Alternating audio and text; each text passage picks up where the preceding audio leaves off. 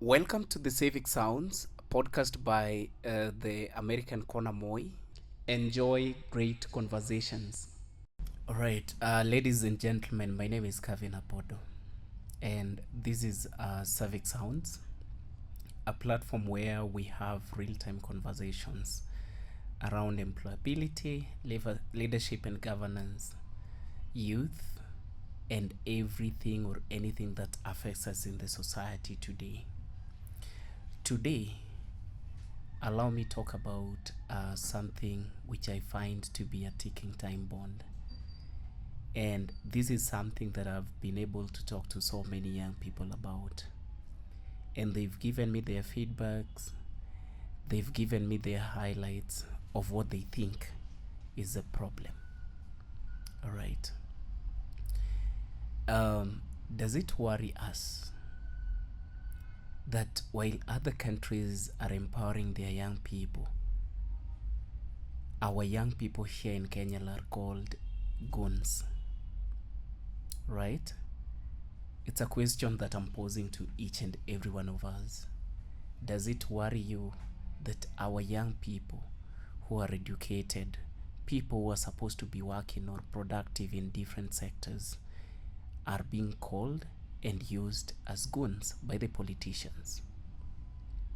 Well, recently we had the Gen Z demonstrations, and a lot of things happened. A lot of things were shaped. There were so many changes that happened or took place. And the Gen Zs said, we are leaderless, we are tribeless, and we do not want to be controlled by any politician. However, the politician went, sat down, and re strategized.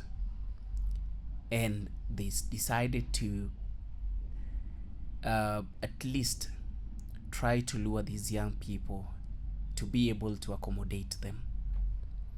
And as we speak, I would say that there is that bit of accommodation from both parties, you know.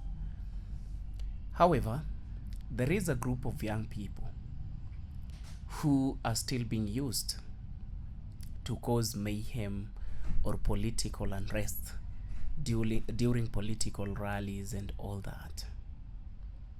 Again, my question is, does it bother or worry you that our young educated minds are being used or are being referred to as goons, while other countries are busy empowering theirs through capitation to start or to execute their business ideas and to become entrepreneurs?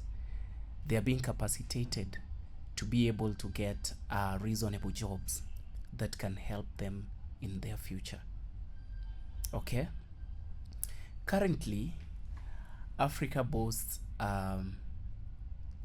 of a young generation, a very skilled, educated, empowered, and creative generation.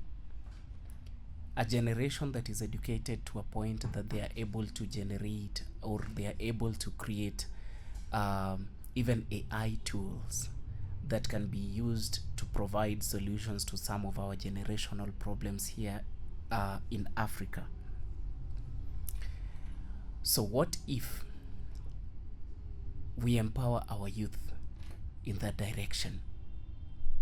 And I would call upon any African government, and especially the Kenyan government, to take advantage of its young generation, the young people, the skilled and talented youth, as a bargaining tool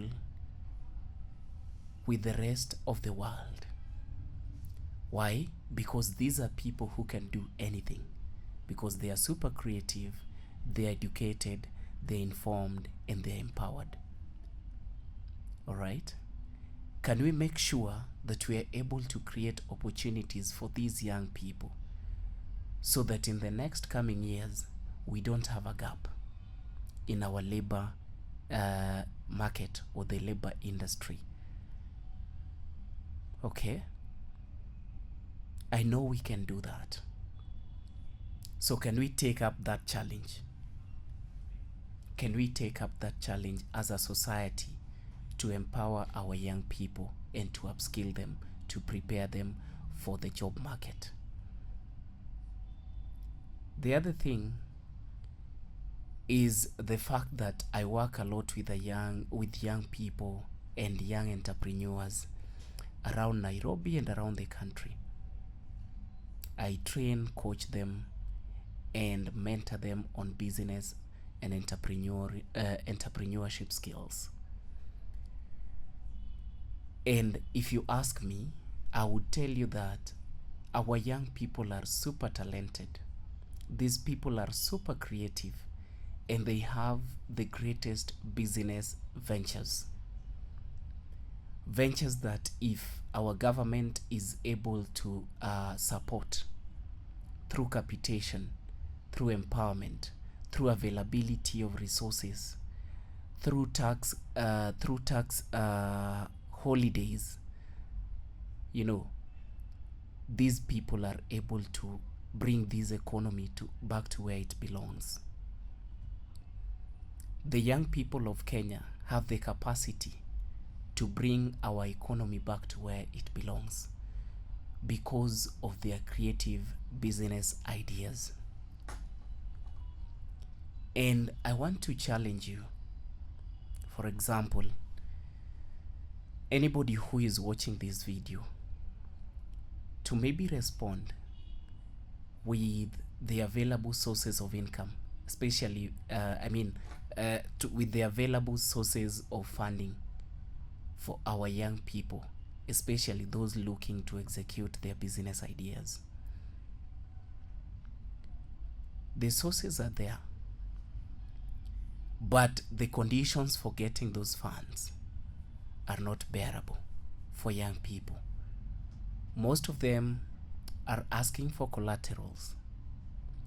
Where would a young person who perhaps just graduated, a young person who's come from a poor background, be able to raise a collateral for a bank loan or for a funding? All right. What if the government of Kenya collapses all these fundings and put them together into one kitty, so that if a young person is able to get a good loan or a good amount of capital, then they are able to execute their business ideas? If we are able to empower 50,000, for example, young people throughout the country, and each and every entrepreneur employs at least 10, how many jobs shall we have created? So that will be 50,000 times 10. You'll get the figures. That is what we are talking about. And I can tell you as a matter of fact that the opportunities are here at home for our young people. They are not outside of the country. The opportunities are within. What we need is just to align our priorities towards supporting our youth in order to be able to support our economy. Okay. If you do that as a government, you are likely to prevent these young people from causing political mayhem. If you are a leader with the right intentions for our society and for our young people, supporting a young person to start a business will keep them busy to a point that they won't even have the free time or the luxury to participate in criminology or to participate in criminal activities. And that way you shall have caused social stability, social and political stability, you know, as you stabilize the economy. So you can see, or you can imagine, the power of a young person. Empowering a young person means economic stability, social stability and political stability in this country. I've never seen two politicians, in a fist fight. It's always the youth versus the youth, not a politician versus a politician. I have never seen a politician or a political leader or even a corporate leader attack another corporate leader. It's always a young person sent to go and attack another young person. So can we be considerate enough and say that we would like to be intentional with the blessing that we have in our young people? A group that is talented, a group that is creative. And there is no doubt about our creativity, by the way, because today you go online. Let's say you're going through maybe your own individual stresses or depression. Kenya is a laughing nation. You go online and you can't lack something to laugh about. That is how creative our young people have become. The kind of content that they create is very, very important for our mental stability. That is what I'm talking about. If we empower our young people through civic education, if we tell them what is wrong and what is right, if we give them the information that they need, be it information on the tax products that the government has introduced, be it information on the available opportunities within the government ministries, it could be information about available opportunities or even how to apply for some of these opportunities. I can assure you that we are going to be able to raise a generation that is capable of changing this country. So that is a challenge, and this was just something that I reflected upon the whole of this week, and I just decided to at least talk to you, my fellow Kenyan, talk to you, the Kenyan leader, talk to you, the Kenyan youth, so that at least we are able to see how we can change our society for the better. To you, the young person out there, the society has already invested in you enough. You've been taken to school, you've worked hard, you have graduated, and after graduating, unfortunately, there are no job opportunities. But I believe that there is something that you can do with the knowledge that you earned from school, even on a voluntary basis. I strongly believe that you can find something to do with the knowledge that you got from school. And one of those things could be voluntary, to help you gain the requisite experience for you to earn a good or a well-paying job or a better opportunity out there. Being called or used as a goon to cause chaos in the society is not one of those things that you can use or you can use your skills for. No, that is not one of them. What I mean is, can you find something that you can do with the skills or the passion or even the talent that you have? Instead of being used for political maandamanos, can we organize a maandamano where each and every one of us is working with their certificates, is working with their cover letters and CVs, and knocking to these offices, knocking to these government ministries, telling them, look, we are qualified. Can we get an opportunity? Can we do a maandamano with our business plans? Can we do a maandamano with our business proposals? Let us talk to the circles, talk to the banks, talk to the government, talk to the Ministry of Youth. Tell them, look, we've got the greatest or the best business ideas. We've got the best business plans and business proposals. Where can we get the funding to to implement them. I think if we do that, then we are going to be taken seriously, as opposed to being used by an MP, a governor, a women rep, or even a leader of the opposition somewhere. We are giving the politician power that they don't have. And this is power that we already donated part of it to them at the ballot. Why again are we donating the same power on the streets through political mayhem and stubbornness? Can we wake up as young people and say enough is enough? The only maandamano we are going to do is a maandamano calling for opportunities. That is the best maandamano. And that is a maandamano that if we call today, each and every institution and department of government will say, hey, look at these young people. They have a genuine cause. How can we then be able to support them? That is my call to action for you. The other thing that I would not forget to mention is our morality.